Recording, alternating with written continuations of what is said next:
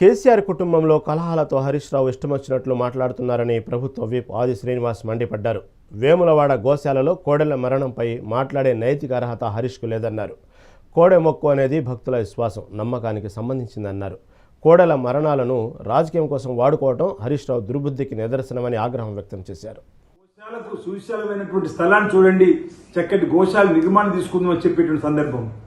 మేము గోశాల ఉన్నటువంటి గోవులకు పచ్చిగడ్డి వేసేటువంటి సందర్భంతో పాటు ఇతరత్ర వాటికి జబ్బులు వచ్చి మరణిస్తే ఒక బాధపడుతూ ఇతరత్ర ఇంకా జరగకుండా చూసేటువంటి ప్రయత్నం చేస్తుంటే దీన్ని కూడా భక్తుల విశ్వాసాన్ని, నమ్మకాన్ని, కోడలు మరణించినటువంటి దాన్ని కూడా రాజకీయంగా వాడుకోవడం ఈరోజు మీ పరిపాలన అరిష్టం జరిగి మీ 10 సంవత్సరాల దయ్యపు పరిపాలన, ఆ 10 ఏళ్లు మీ దయ్యపు పరిపాలన అరిష్టం జరిగి అది ఇంకా మా వేములవాడను తెలంగాణను పట్టి పీడిస్తుంది, వెంటాడుతున్న సందర్భాన్ని మీరు మర్చిపోయారని అడుగుతా ఉన్నా.